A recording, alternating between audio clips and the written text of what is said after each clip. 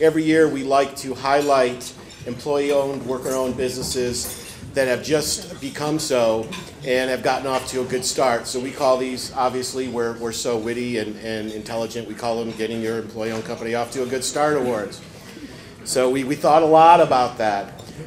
So first off, the company that we're going to highlight first is a company that we also highlighted last night at a reception, if you had a chance to be there. Showed a little video that they put together of their process and how they announced their employee ownership, their new employee ownership model to their employees. It's a really great video. I wish we had time to show it here today to everybody. Unfortunately, we don't. But if you were at the reception, you got a chance to see it. So first off, we're going to give an award for getting your ESOP off to a good start, and the company is called Henny Penny. Henny Penny is a 600 employee company in Eaton, Ohio, which is down by Dayton, correct? And in the middle of the cornfields, I think Jeff called it last night. So they got 600 employees, and on January 1st, they became 100% employee-owned. It was part of a business ownership succession strategy for the Cobb family. And what I thought was real interesting about their story, and as I got to know them, they were actually recommended to us for the award by one of our board members, Pete Schuler from Crow Horvath. And what I thought was really interesting was the way they did it. They were very, very successful in keeping this thing under wraps. And what they did, they called a meeting for every single one of their employees at their headquarters. And they bussed them, put them in a bus and bussed them to a local high school auditorium. And just previously to doing this, there had been some rumors floating around that maybe the company was going to get sold to a larger company. What was going to happen to the ownership structure? Was the company going to move? Any number of things. I mean, anybody who's worked in a company understands the concept of how quickly rumors can spread when people are worried about something.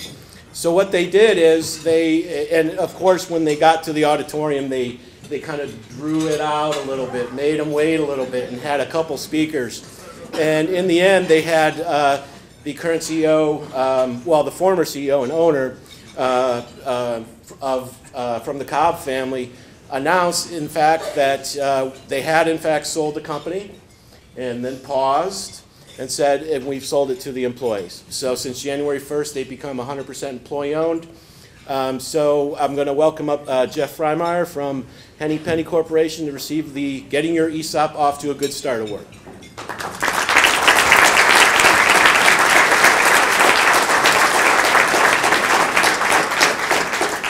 Thanks, Chris. We've had a lot of fun rolling out the education, and when you're a company called Henny Penny, you tend to have a lot of fun. It's an unusual name, and we have a lot of fun with it. But as we were thinking about how to go about doing this, we called on a lot of other ESOPs. And as Steve talked about this morning, that's a small population. But what we found was that everybody was just extremely helpful. We took some best practices from a lot of different companies, added just a little dose of our own originality, and it's helped us roll out some communication about some terrific news to our employees in just a great way. And so we really appreciate all the help that all the other ESOP companies provided to us. Hopefully, as we go into the future, we can return that favor to others. And so we're really excited to be here today and look forward to working with you for many years ahead. So thank you.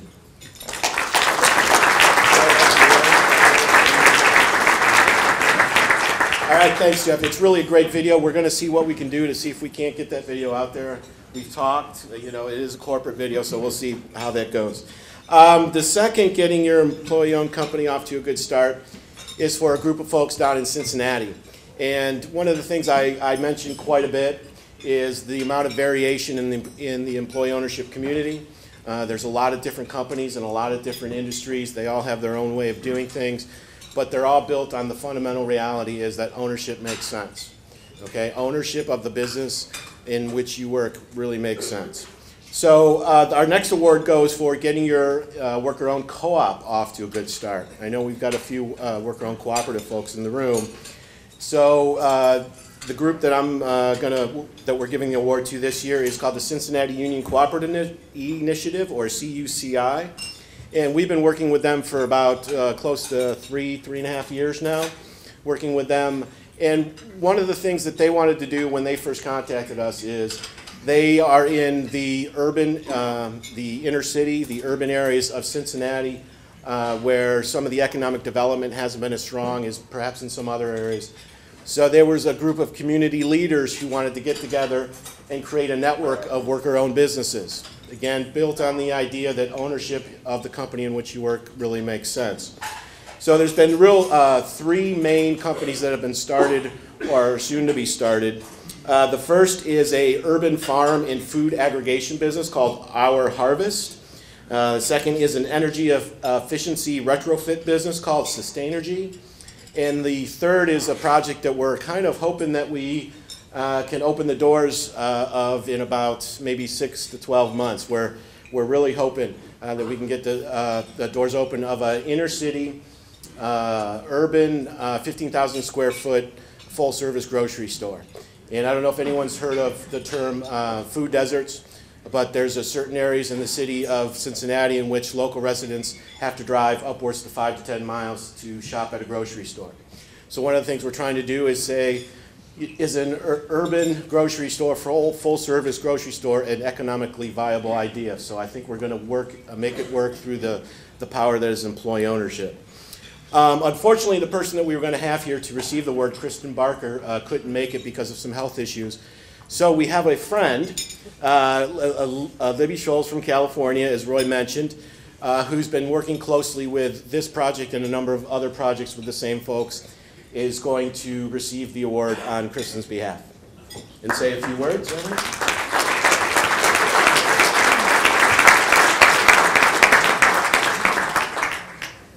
Well, CUCI is to the world of cooperatives what Henny Penny is to ESOPs. It's fun, and it has been a joyous experience to be with them. I'm very sorry that Kristen could not be here because she knows so much more about the details. It wouldn't exist without her, but it's also a tribute to all the people who've been doing this work. And their close association with OEOC has been one of the catalysts that has made this possible. So thank you to OEOC and to all of you for this award that I accept on their behalf. Thank you.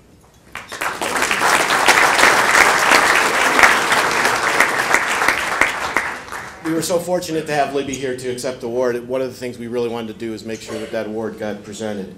One other thing, we had a company called the Ellis Company. You'll see a little piece on them on page 24 in your program book. They were one of the other companies that we were originally going to give an award for getting your ESOP off to a good start. They were unable to make it because they just happened to schedule their annual meeting for the same day as our conference, and I couldn't understand why they would want to do something like that, but that's what they did, so I wanted to make sure we mentioned that. We will be sending that award out to them. The next step that we're going to do is we're going to present the John Logue Excellence in Employee Ownership Award. And for those of you who don't know, John Logue was our founder of the Ohio Employee Ownership Center. Started the center about 28 years ago. We actually had our first annual conference prior to the founding of the center. So that's why we're at our 29th annual conference, and we've been around for 28 years. But in addition to founding the center, John was also a professor at Kent State University, and that was how I originally got to know John and got to know the concept of employee ownership. And a few years ago, John Logue unfortunately passed away.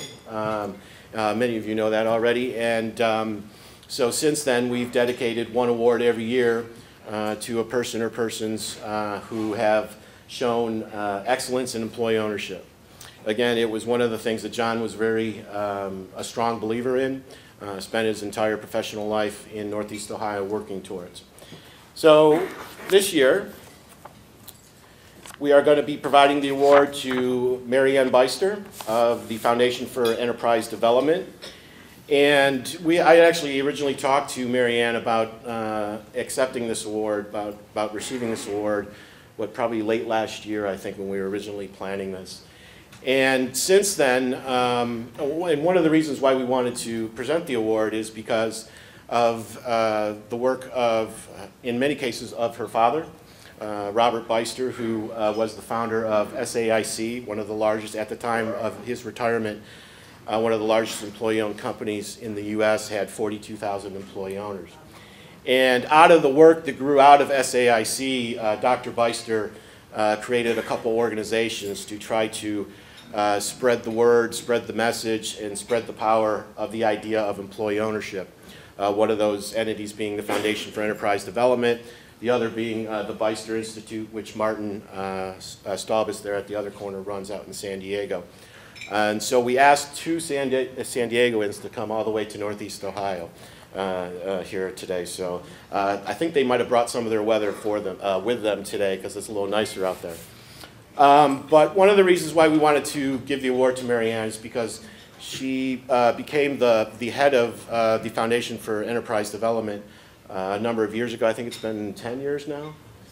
Yeah, it's about 10 years.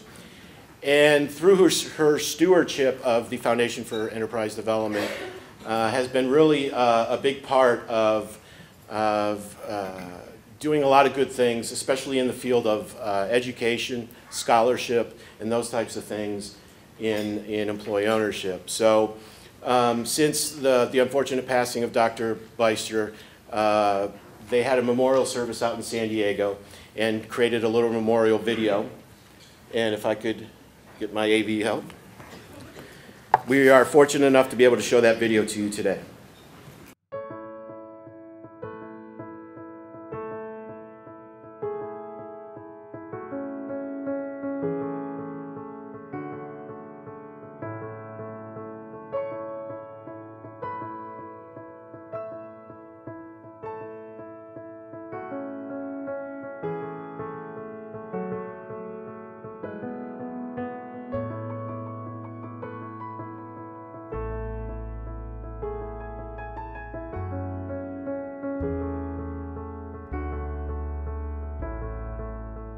I founded SAIC because I really wanted a good place to work.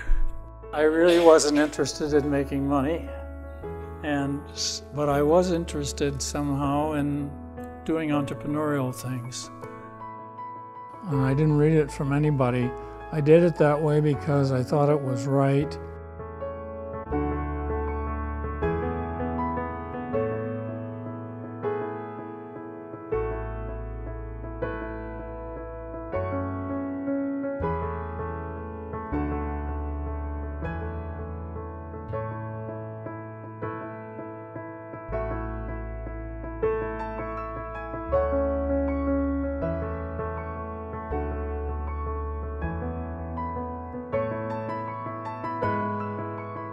The country was shocked in 1983 when we lost the America's Cup to the Australians. Our people, who were naval architects, many of them in Washington, decided to take a look at it with the encouragement of the Navy.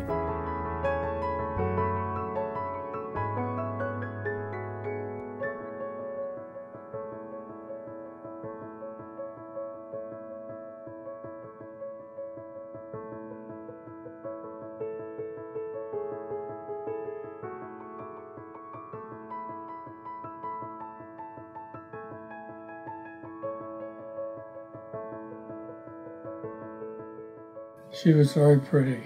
I mean, she laughed a lot and did not seem to get upset by small things.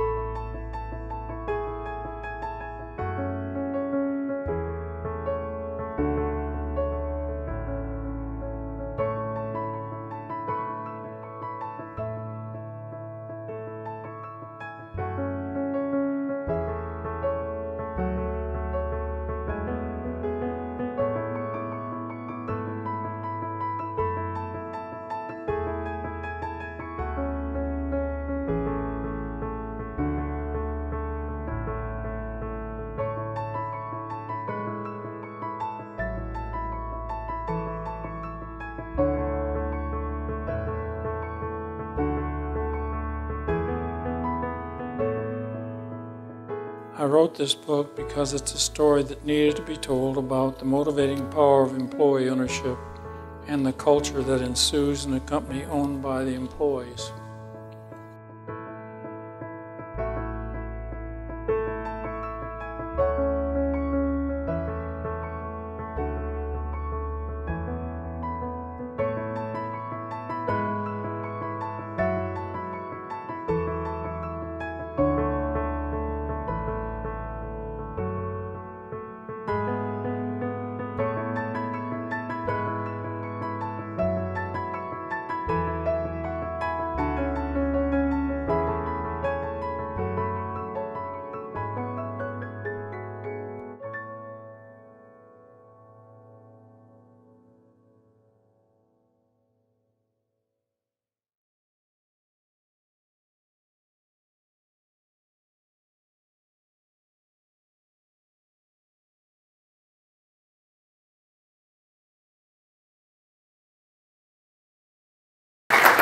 So you can see what an amazing person Dr. Beister was, and what a big supporter of employee ownership. Many of the employee-owned companies here today were able to receive a copy of the second edition of the book that he put together.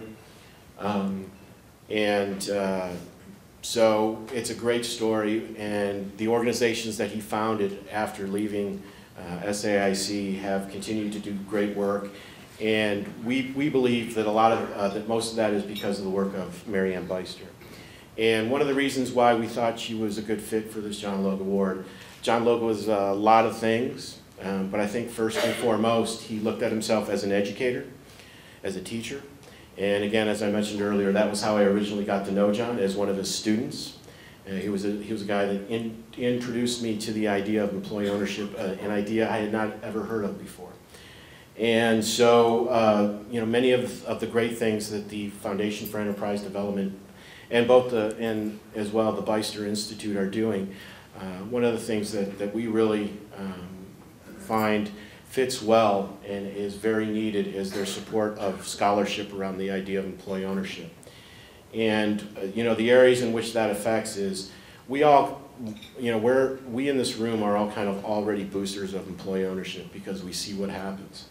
But what we always needed within the employee ownership world was the empirical evidence and the data to say that this was not just a good idea, a feel-good idea, but it was a better way of doing business.